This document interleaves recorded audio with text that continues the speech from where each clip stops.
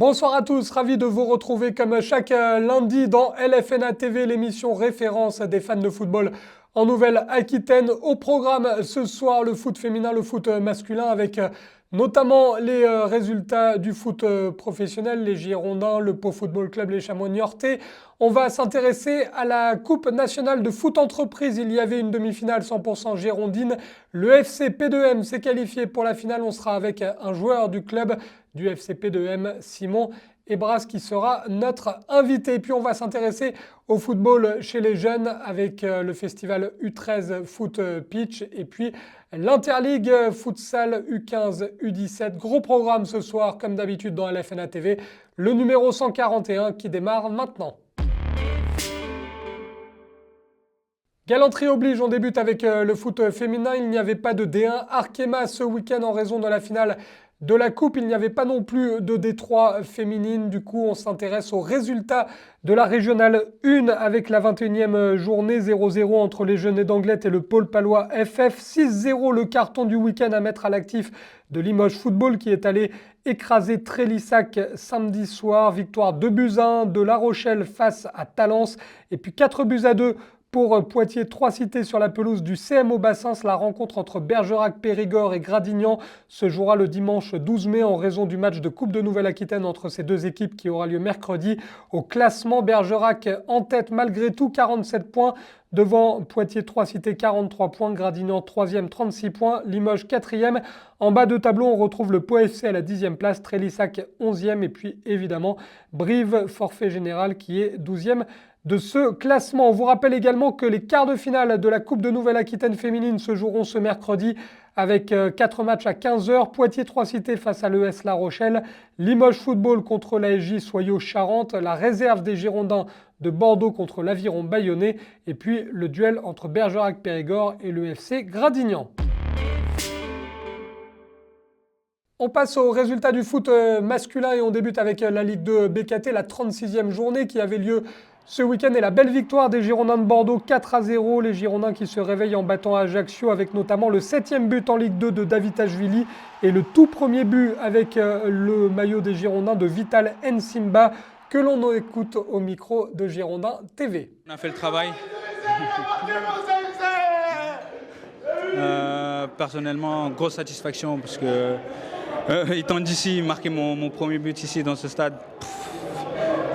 C'est dommage que la situation fait que voilà, on ne peut pas vraiment trop célébrer, mais je suis tellement content d'avoir marqué. Je pense que ce jour-là, il sera gravé dans ma tête à jamais, je pense. De son côté, le Pau Football Club a perdu sur la pelouse d'Angers 2-1. On écoute la réaction du défenseur Jordi Gaspard, interrogé au micro de nos confrères de France Bleu, Béarn Bigorre. Dire adieu, je sais pas. C'est vrai que c'est un peu compliqué. Voilà, on veut pas se l'avouer comme ça aussi facilement, mais on essaiera de voir ce que l'avenir va nous réserver. C'est vrai qu'on a pu voir un peu les résultats à côté. Il nous aurait fallu de pouvoir faire un bon résultat pour pouvoir espérer encore quelque chose, mais bon, ça fait partie du jeu et voilà, ça n'arrivera pas qu'on ait fait quand même une belle saison. Donc on va essayer de garder le positif de ce qu'on peut garder. Du côté de Pau, le maintien a été déjà assuré. C'était la fête cette semaine, notamment le 1er mai, avec un anniversaire un peu particulier, les 50 ans du coach Nicolas Usaï qui a été célébré par ses joueurs avec une petite surprise en conférence de presse d'avant-match. Les mecs que moi j'ai vus en entraînement individuel, ils m'ont toujours parlé de l'ambiance qui règne au Stade Second. Est-ce qu'il y a vraiment quelque chose de particulier? Alors ça on est...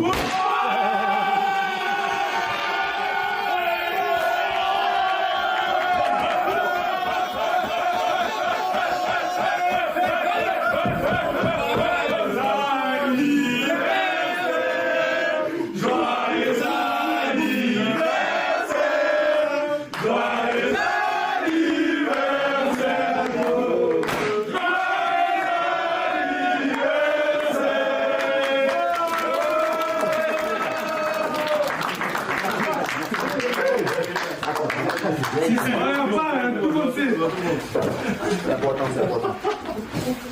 Ah, merci beaucoup les gars. Voilà. Merci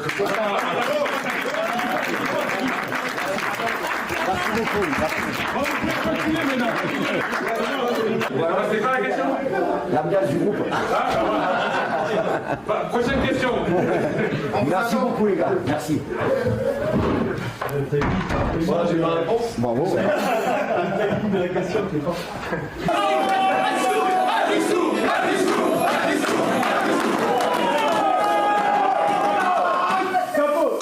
Non les gars, du fond du cœur, merci beaucoup. Je suis très touché par ce que je viens de vivre parce que c'est la première fois que je vis ça en 15 ans de métier. Donc merci beaucoup. Alors surtout, n'oubliez pas quand même que je dois communiquer un groupe de 18 et 11 à aligner. On reprend vite les bonnes habitudes, mais merci du fond du cœur. On a réussi notre objectif. Il y a encore des points à gratter. Donc force à nous. Force à nous.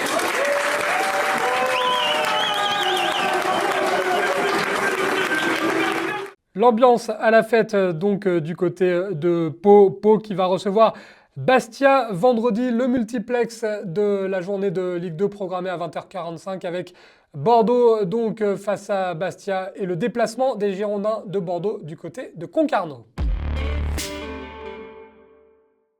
En national, un étage plus bas, on jouait la 32e journée de championnat avec le déplacement des Chamois niortais sur la pelouse du FC Rouen. Le résumé de cette rencontre vous est proposé par Flavien Ziolkowski.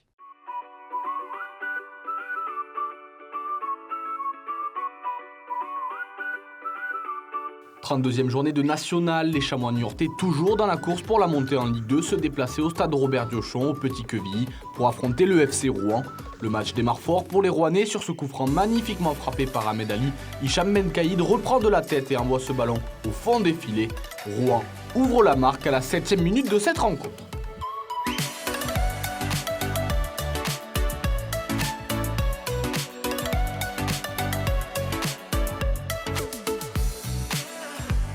Les Niortais tentent de réagir, Zemzemi temporise à l'entrée de la surface, il la donne à Tormin qui décale Benchama qui prend sa chance du droit, mais sa frappe s'écrase sur la transversale.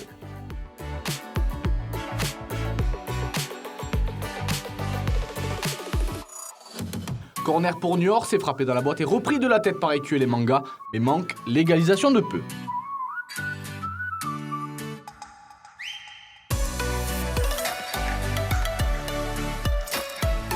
Il pousse les Chamois pour recoller au score. Dali Amar tente de retrouver Tormin dans la surface et avec de la réussite va se défaire de toute la défense rouennaise. Il a plus qu'à pousser le ballon dans le but vide. Niort égalise à la 30e minute de jeu.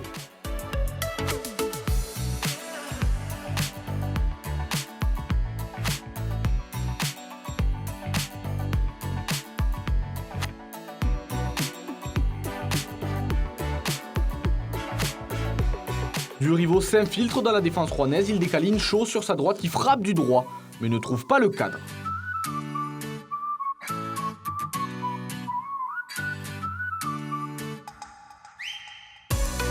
Ronel dans l'axe envoie un magnifique ballon piqué pour Tormin, il joue bien le coup et retrouve Incho en retrait, mais Benzia en dernier rempart contre sa tentative. Quelle occasion encore pour les Chamois qui multiplient les grosses situations.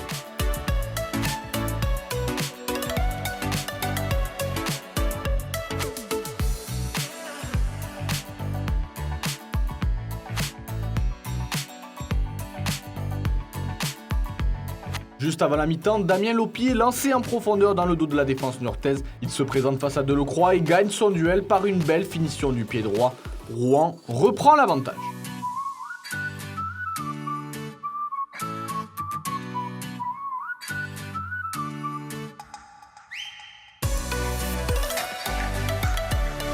« 2-1 en faveur des Rouennais, ce sera le score à la pause après une première période très animée. Au retour des vestiaires, Zenzemi, lancé côté gauche, rentre dans la surface et prend sa chance du gauche, mais sa tentative frôle la transversale.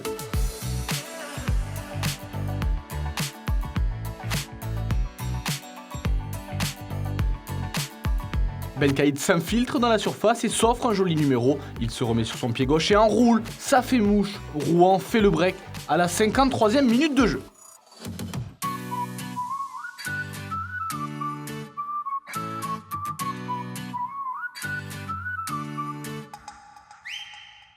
Quentin Bernard à l'entrée de la surface, centre à destination d'Elfège. Le ballon traîne et l'attaquant niortais se fait accrocher la jambe. L'arbitre est unanime.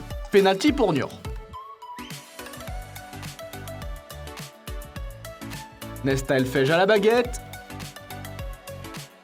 C'est transformé, contre-pied parfait. Niort réduit la marque 3-2.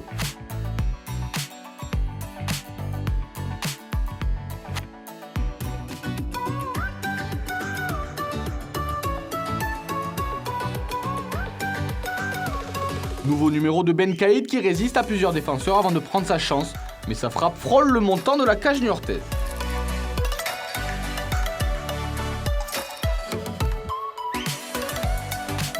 Ben Caïd, auteur d'un sacré match, lance Mathieu Millon en contre. La défense niortaise a du mal à revenir et l'attaquant rouennais en profite. Il rentre dans la surface, frappe premier poteau du gauche et vient inscrire le 4e but de son équipe. Delecroix n'a rien pu faire. Rouen mène 4-2 après 74 minutes de jeu. Score final 4-2. Les Chamois niortais s'inclinent au stade Robert Diochon.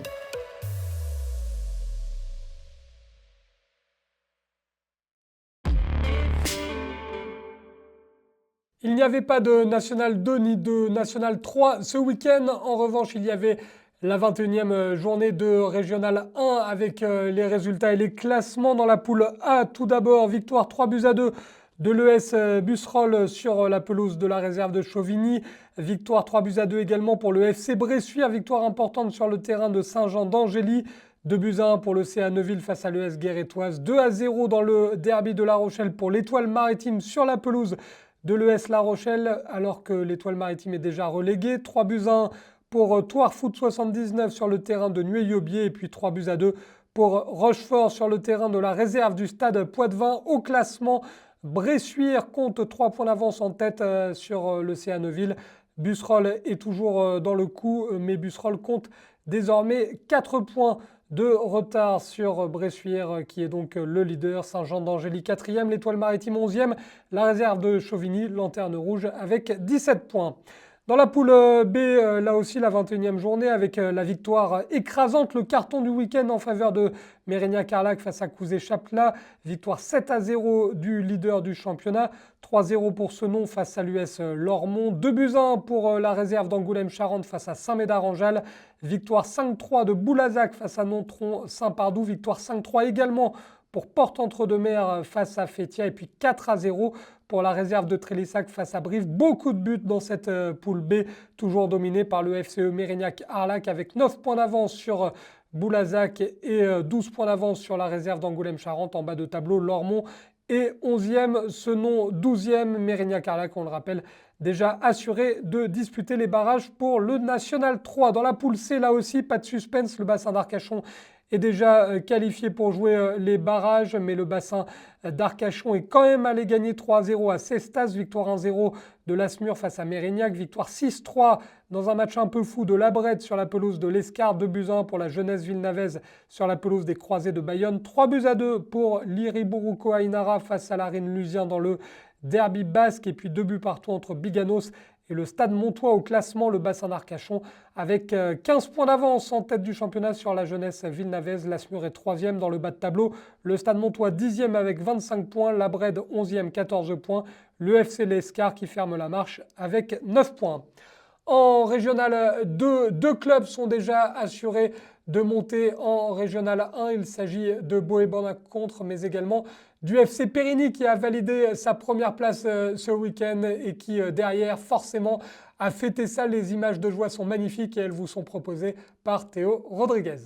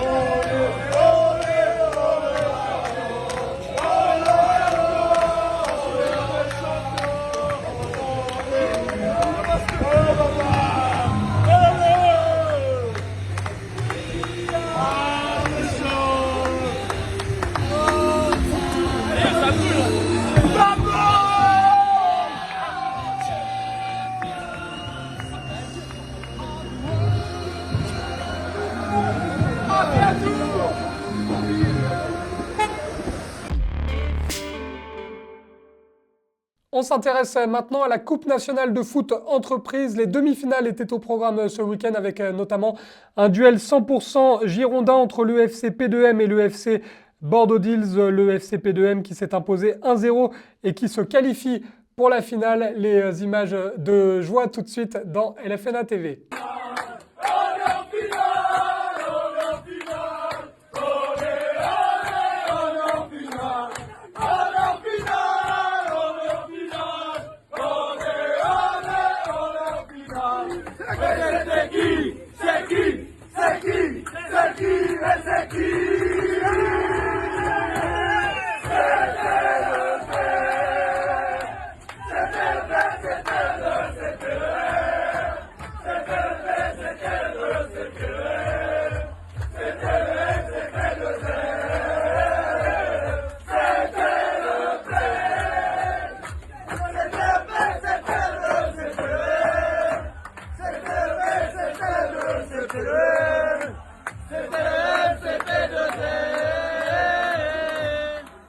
La satisfaction des joueurs du FCP2M qui ont fait la fête et on va en parler tout de suite avec l'un des héros de cette rencontre, un joueur du FCP2M, Simon Ebras, qui est notre invité ce soir dans LFNA TV. Bonsoir Simon. Bonsoir Benjamin. Simon, félicitations. Est-ce que vous pouvez un peu nous présenter tout d'abord le club du FCP2M, comment c'est structuré, combien de licenciés, est-ce que vous le savez déjà? Alors, on a une quarantaine de licenciés. C'est un club qui est relativement récent dans le monde du foot entreprise en Gironde, qui a été créé il y a 4-5 ans maintenant par Romain Cavalas, qui donc s'appelait pas FCP2M, ça s'appelait le FC Le Coach, et qui maintenant depuis 2-3 ans a été repris par Mathias Munoz et son frère, et on a également Thibaut, donc Longophos, qui est devenu coach, donc depuis 2-3 ans, donc sous le nouveau nom donc du FCP2M. Comment ça se passe, Simon? Combien d'entraînements par semaine? Combien de séances avec les copains? On parle entraînement foot ou entraînement apéro ou, non, on va rester sur le foot. Parce qu'entraînement foot, il n'y en a pas. Et on fait pas d'entraînement foot. On se retrouve uniquement les jours de match, donc généralement le jeudi. Après, la plupart se maintiennent en forme. On a de grands sportifs dans le club, donc il y a pas mal de tournois de paddle en ce moment. Donc les mecs font pas mal de paddle ou autrement se prennent en main pour la plupart. On a quelques doubles licences également, donc eux s'entraînent dans leur club respectif et jouent le week-end également dans leur club respectif. Mais c'est vrai que sinon, il n'y a pas de regroupement FCP2M sur des séances, ou alors c'est très très rare. Donc tactiquement, le coach, c'est au dernier moment. Oui, après on a une équipe qui a relativement de l'expérience aussi dans le foot. La plupart des mecs se connaissent. On joue aussi ensemble en club, donc se connaissent par cœur. Donc sur la partie tactique, on reste malgré tout au point, et après de toute façon le coach est là pour mettre aussi sa patte et nous demander ce qu'il souhaite sur les jours de match, et on essaye de mettre en œuvre tout ça. Et en plus, il y a des vieux briscards, puisque ceux qui se disent tiens, le visage de Simon me dit quelque chose, c'est plutôt logique, parce que Simon a joué un paquet d'années au Chamois Niortais. Vous êtes plusieurs dans ce cas-là, hein, parce qu'en face de vous, il y avait Yaroslav Plazil, par exemple, Paul Bass, que vous croisez régulièrement quand vous jouez contre Bordeaux Deals. C'est une manière aussi de prolonger un petit peu le plaisir, Simon, je suppose? Bien sûr, c'est clair que forcément, j'ai eu la chance de pouvoir jouer quelques matchs à un plus haut niveau, donc forcément, quand on met un terme à sa carrière, de retrouver ce type d'ambiance et surtout de niveau, parce qu'il y a, mine de rien, il y a un vrai niveau en foot entreprise, comme vous l'avez dit, avec le Bordeaux Leafs où il y a pas mal d'anciens pros. On a joué le tour d'avant à Orange, où pareil, il y a quelques anciens pros, donc forcément, il y a un niveau de compétition qui est important. Et surtout aussi, j'ai eu la chance d'arriver dans une équipe qui voit des joueurs qui ont joué à un très très bon niveau également. Et je pense à Kevin Salid, qui a joué toute sa carrière en R1, qui a fait quelques matchs aussi en N3, qui est passé pas loin d'une carrière à un moment donné aussi professionnelle. On a Hugo Delay qui a joué quelques matchs en N3, et la plupart des joueurs ont joué aussi en R1. Donc forcément, tout à l'heure je rigolais sur la partie entraînement, la partie tactique, mais la plupart des joueurs connaissent le haut niveau régional au moins pour la plupart. Donc forcément, ça aide quand on est sur un terrain. Ça leur fait quoi à ceux justement qui n'ont pas eu la chance comme vous de faire une carrière au haut niveau ça leur fait quoi de jouer des Paul Bass ou des Yaro Plasil? C'est une motivation supplémentaire. Forcément, on joue ce qui à un moment donné se fait de mieux dans le foot national. Donc honnêtement, c'est que du bonheur. En plus, on a eu la chance de jouer chez nous à Cadojac devant un public qui était venu en nombre. Donc forcément, ça reste une motivation supplémentaire. Tout à l'heure, je parlais donc des joueurs, mais c'est pareil. On a eu Hugo Pace, on a Jordan Sali, donc qui ont longtemps joué à la Bred. La Bred a eu aussi la chance de faire des tours de coupe sur des huitièmes ou des huitièmes tours, donc forcément ça attire eux avec cette habitude là aussi ont eu la chance de pouvoir jouer devant autant de monde. Donc non, c'était vraiment un moment agréable, et forcément ça reste on a une motivation supplémentaire quand on joue ce type d'équipe. On a dit bravo à vos joueurs et à l'ensemble du club du FCP2M, mais bravo aux supporters aussi, parce que vous l'avez dit, ils étaient nombreux lors de la demi-finale face à Bordeaux-Dils, le derby girondin, et pourtant les conditions météo étaient un peu catastrophiques. On voyait beaucoup de spectateurs avec les parapluies là, sur les images fournies par le district de la Gironde. Ça a été un derby et en plus dans des conditions météo particulières. Racontez-nous un peu cette demi. Oui,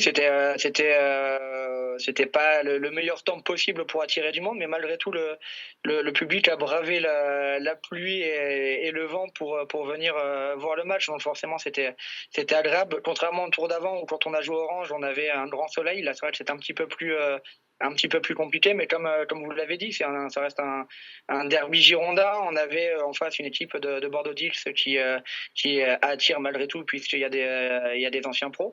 Et puis nous, il y a toute une communauté également qui nous suit, dont j'étais pas surpris de voir autant de monde. Quand on est en match de championnat classique, on reste un des clubs où on attire le plus. Donc forcément, sur une demi-finale, de se retrouver avec autant de spectateurs, c'était pas spécialement une surprise. Et, c'est ce qui nous permet également de faire un parcours que ce soit en championnat ou en coupe, qui est très intéressant, parce qu'on est suivi, on est poussé, et je sais très bien que sur la finale, les spectateurs vont venir nous voir, même si ça reste à côté de Nantes et à Orvaux. Ouais, c'est pas très très loin, donc c'est mieux que ça soit Nantes, enfin Orvaux qui ait gagné plutôt que Toulouse pour vous. D'ailleurs, c'est une vraie fierté. On suppose, Simon, parce que vous emmenez votre club en finale de la Coupe nationale, ce n'est pas rien. Et puis en plus, vous allez représenter toute la région Nouvelle-Aquitaine. Vous qui êtes né à Poitiers, qui avez joué très longtemps au Chamois niortais, c'est une fierté forcément. Oui, forcément, c'est clair que c'est toujours agréable de jouer des finales, puisque même si la plupart on a joué à un bon niveau, des finales on n'en fait pas tous les 4 matins, donc forcément jouer une finale c'est top. Représenter la Ligue de Nouvelle-Aquitaine, c'est très bien. On aurait préféré la jouer chez nous, la jouer à Bordeaux. Maintenant, on va être obligé de se déplacer par multiples raisons, mais on va se déplacer à Orvaux, et j'espère qu'on va la ramener, chez nous à Bordeaux, et qu'on puisse fêter ça tous ensemble sur le sol girondin. Avec une belle équipe d'Orvaux qui jouera presque à domicile, puisqu'Orvaux, pour ceux qui ne connaissent pas, c'est l'agglomération de Nantes. Est-ce que c'est pas mieux de partir un petit peu outsider, parce que c'est votre cas déjà sur les tours précédents, on s'attendait au club d'ici les Moulineaux qui s'impose. Bordeaux-Dils, c'était un derby, donc tout peut se passer, mais ils étaient presque un peu favoris. Finalement, ça vous va bien le statut d'outsider, Simon? Oui, ça nous va bien. Après, avec la saison qu'on fait, je ne sais pas si on est vraiment outsider, puisqu'on a quand même on a perdu qu'un seul match sur toute la saison. On est qualifié en finale de Coupe de Nouvelle-Aquitaine. On est en demi de la Coupe de Gironde. On va faire la finale du coup de la Coupe de France, et on peut toujours être champion. Donc je ne sais pas si le statut maintenant d'outsider on peut l'appeler comme ça, mais c'est clair que ils sont peut-être un petit peu plus expérimentés que nous à ce stade de la compétition, mais sur un match, de toute façon, je sais qu'on a l'équipe pour aller faire quelque chose là-bas et gagner. Et vous allez emmener vos supporters, évidemment. On pense à eux parce qu'on les voit très nombreux. Donc, il y a les familles aussi, je suppose, Simon, qui vont être contentes d'aller pousser. Bien sûr, il y a les familles. Quand on voit encore ce week-end, on a les familles, on a les amis, on a les amis des amis qui viennent. Donc on se retrouve encore, ou après le match, on fait la fête, on est tous ensemble, où on se retrouve à 80, 100 personnes dans le foyer à fêter la victoire. Donc forcément, c'est une très grande famille, et on est fiers de représenter ce club, de les représenter, et qu'ils puissent nous accompagner sur une finale nationale et défendre nos couleurs. Bon, il y a quoi dans les yeux d'Émilie, Simon? Est-ce qu'on a vu les images de joie avec la chanson? Elle est un petit peu modifiée, mais on gardera les paroles pour le chant final et la victoire finale à Orvaux. Est-ce que vous allez, contrairement à Didier Deschamps, vous dites, tout à l'heure, vous nous disiez que vous ne travailliez pas, il n'y avait pas d'entraînement, du coup, il n'y a pas d'entraînement aux séances des tirs au but, parce que souvent, ça se joue les finales de coupe, ça peut se jouer au tir au but. J'espère que vous ne dites pas ça parce que je loupé au tour suivant, au tour précédent, pardon. Non, bien sûr que non. Bon, ça va alors. Mais on a vu Orvaux se qualifier pour la finale au tir au but. Comment? Orvaux s'est qualifié pour la finale au tir au but, donc ça peut être un cas de figure. On verra bien. Nous, ça nous arrivait. On s'est qualifié contre Orange également en tir au but. Donc après, je suis pas partisan de les travailler. De toute façon, il n'y a rien à voir entre une séance, c'est après un match, la fatigue, la pression et le travail et l'entraînement en détente, ça n'a rien à voir. Donc peut-être que le coach décidera de le faire et on s'y pliera et ça sera très bien. Mais si on peut gagner avant la séance de tir au but, c'est encore mieux. 1-0 comme en demi, on prend, je suppose, Simon. Bien sûr. Et si on doit marquer la 96e, le 1-0, il n'y a pas de problème. Et on vous le souhaite évidemment parce qu'on sera à fond derrière le FC P2M qui représentera la région Nouvelle-Aquitaine en finale. Un grand coup de chapeau, Simon, à vous, à vos coéquipiers, à votre staff, parce que c'est une vraie performance, mine de rien, et une finale de coupe dans une vie, c'est toujours très bon à prendre. Donc merde pour la suite. Merci beaucoup. Et puis on va essayer de faire quelque chose de grand le 15 juin. On s'intéresse maintenant aux catégories jeunes avec un premier reportage consacré aux interligues de futsal U15-17 qui avaient lieu du côté du Temple-sur-Lot au centre Omnisport, un sujet qui a été préparé par Flavien Ziolkowski. Les 22 et 23 avril dernier avait lieu l'Interligue futsal des catégories U15 et U17 au centre Omnisport du Temple-sur-Lot dans le Lot-et-Garonne. La sélection Nouvelle-Aquitaine était encadrée par Olivier Guiton et pour le conseiller technique régional, cet événement avait pour objectif de détecter déjà les futurs talents. L'objectif est donc pour les U15, nos jeunes U15, pour aller directement après sur un stage probatoire pour le Pôle France Futsal à Lyon. Et pour la deuxième sélection, donc pour les U16, U17, on est plutôt sur une observation de joueurs pour alimenter les sélections futsal dans un second temps, dès la fin de saison, et pour avoir aussi un suivi des joueurs, identifier les joueurs pour après leur permettre de voir l'évolution sur les prochaines saisons.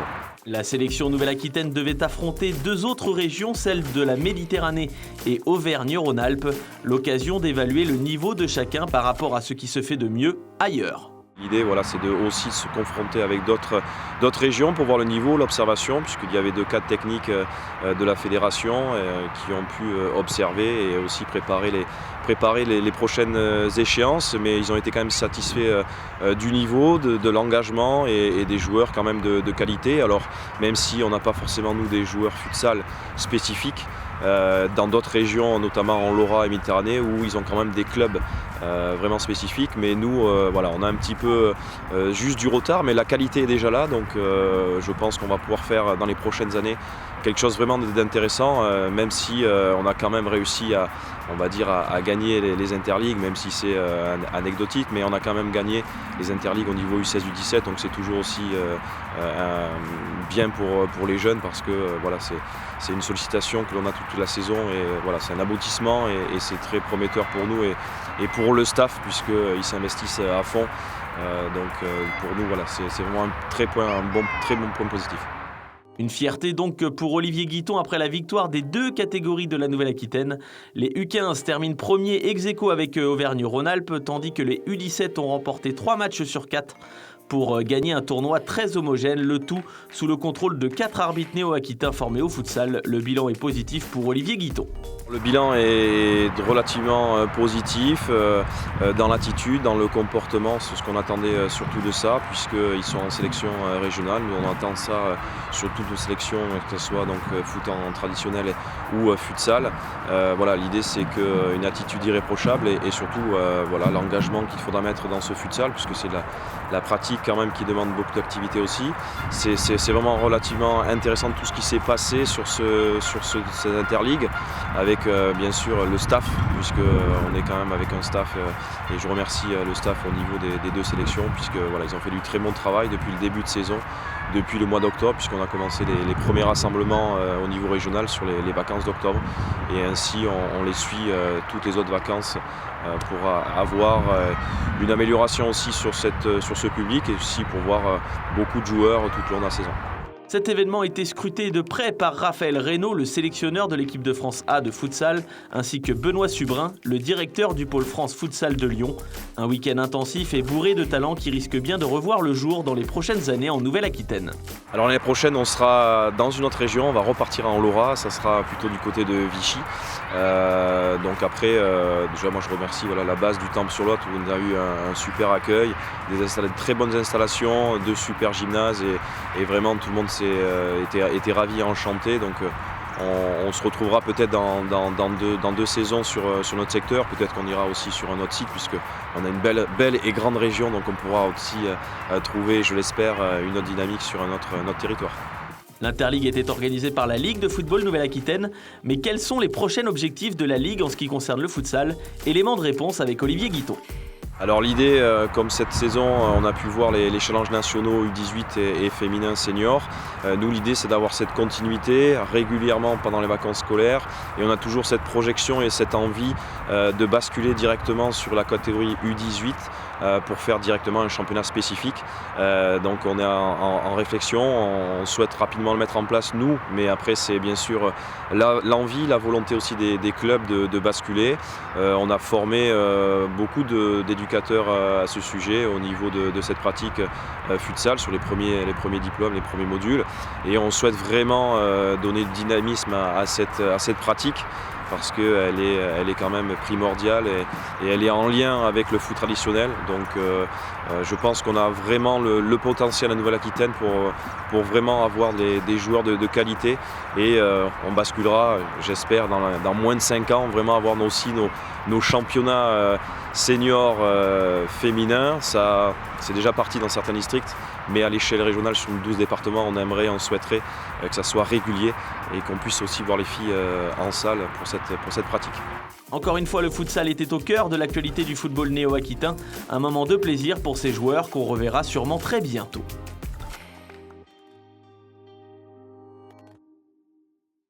Autre temps fort du foot jeune qui a eu lieu ces derniers temps, c'était le dernier week-end d'avril du côté de Gujan-Mestras avec le toujours très attendu festival U13 Foot Pitch, un sujet qui vous a été concocté par notre correspondant en Gironde, Rémi Penet.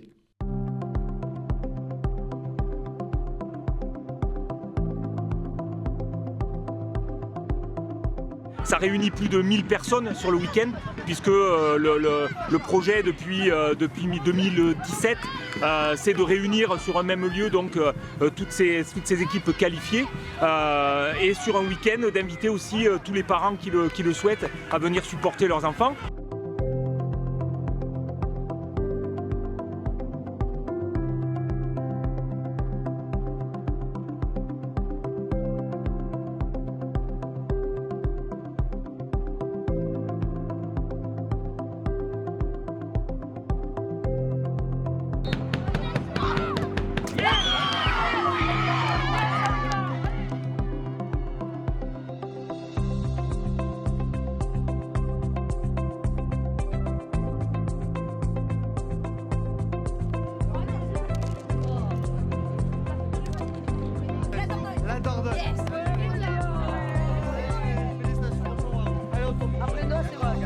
animation qui va être de deviner le poids du trophée.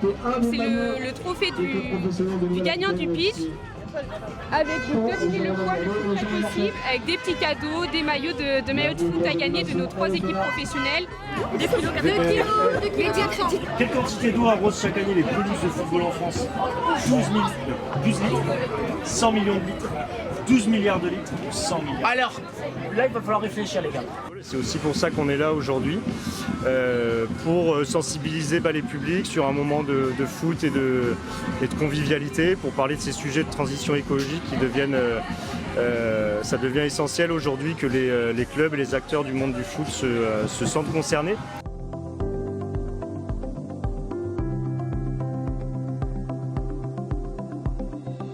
Une fois que vous avez noté une réponse, vous ne pouvez plus changer. Qui a remporté le Ballon d'Or en 2023? 1. Lionel Messi, 2. Cristiano Ronaldo, 3. Kylian Mbappé, 4. Robert Lewandowski.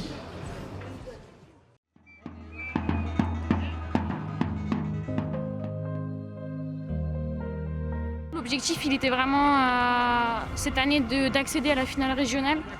Un peu comme une récompense pour les joueuses que je suis depuis 3 ans, avec lesquelles j'ai pu évoluer en tant que coach et les faire évoluer aussi en tant que joueuse et femme aussi.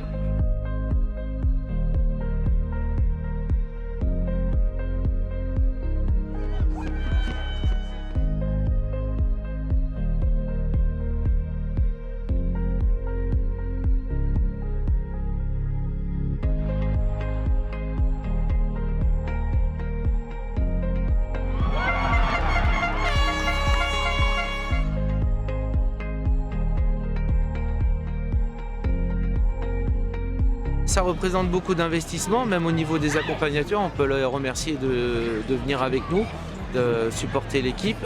Et pour le club, c'est une représentation du club au niveau de la région et de mettre aussi un investissement sur les jeunes et au niveau de la formation, tout simplement.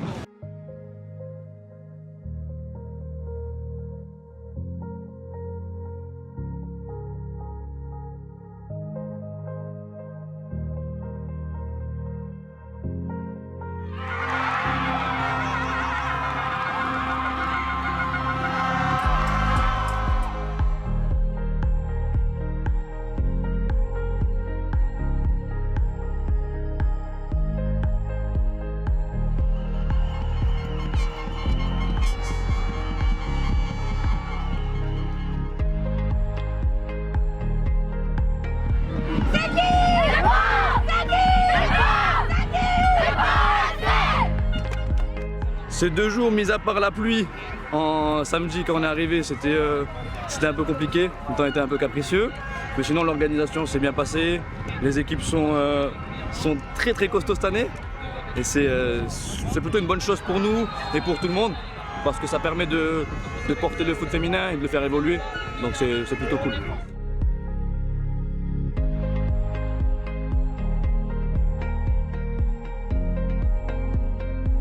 Sur ces 2 jours, on retiendra le bon temps d'aujourd'hui, l'aspect footballistique qui a été d'un bon niveau et surtout l'aspect convivial où tout s'est très bien passé.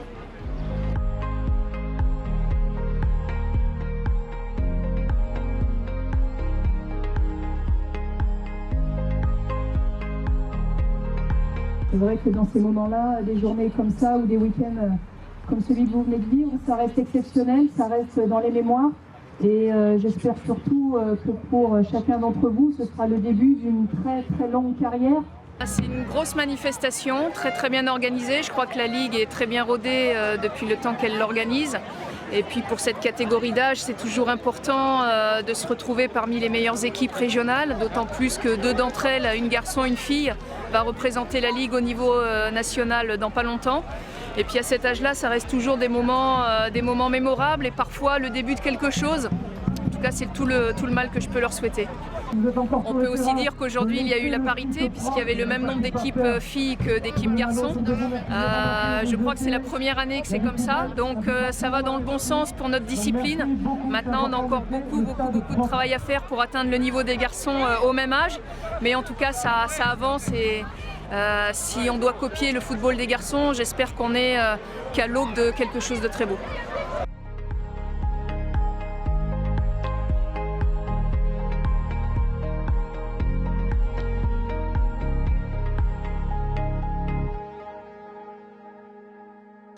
Le vainqueur du tournoi masculin cette année, c'est le Football Club du Longonnet. Le groupe de Limoges peut venir récupérer le vainqueur du festival U13 2024.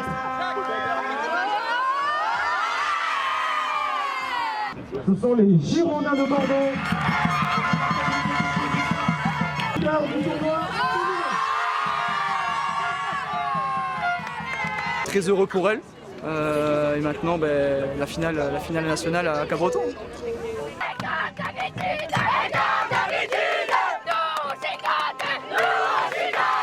Et pour l'entrée du pub.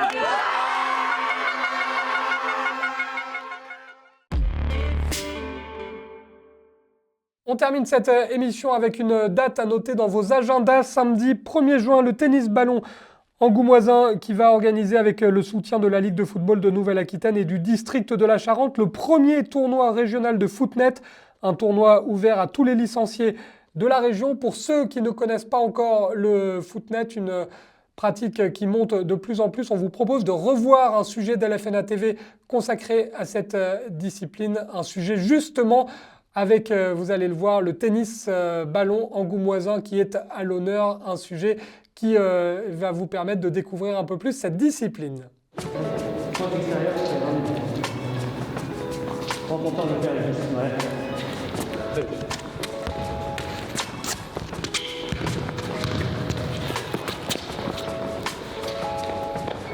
Depuis quelques années, en partenariat avec notre fédération, la FFDAF, la FFF souhaite diversifier en fait ses pratiques et notamment avec le Footnet, qui fait partie en fait des pratiques loisirs, voilà, comme le foot-golf ou des choses comme ça. Et du coup, l'objectif, c'est de professionnaliser ce sport.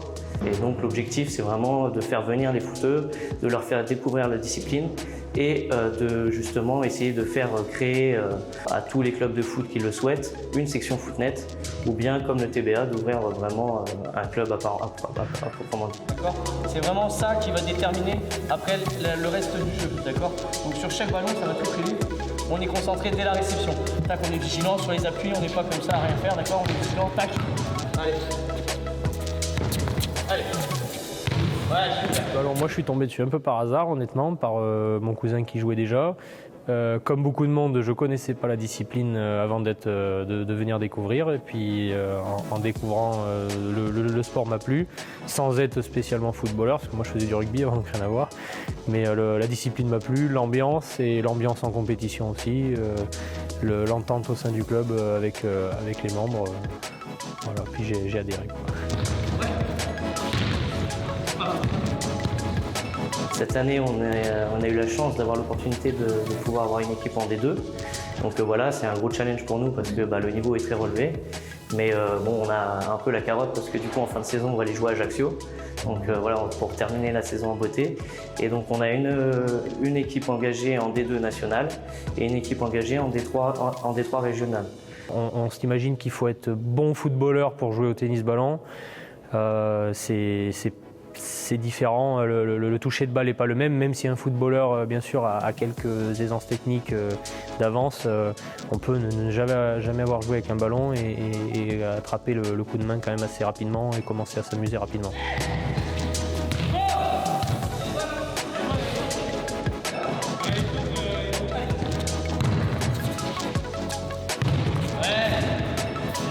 Bien sûr, on essaye d'agrandir nos effectifs. C'est pour l'instant le côté un peu négatif, on va dire. C'est le manque d'effectifs qui permettrait d'avoir plus de moyens pour le club et plus de développement en quantité de joueurs et en quantité de bénévoles. Après, en termes de compétition, on commence maintenant à avoir une équipe un peu plus solide parce que le peu de joueurs qu'il y a dans le club s'investit vachement au niveau de la compétition. Donc on commence par rapport aux années précédentes où c'était très compliqué de former vraiment une équipe solide avec des joueurs habitués à jouer les uns avec les autres. Cette année, on commence vraiment à avoir quelque chose de cadré.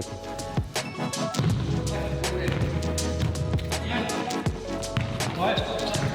Allez.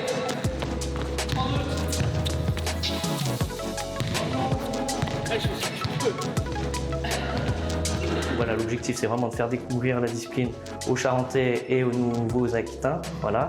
Et donc même à titre individuel, hein, vous êtes bien sûr les bienvenus à venir au tennis ballon Angoumoisin.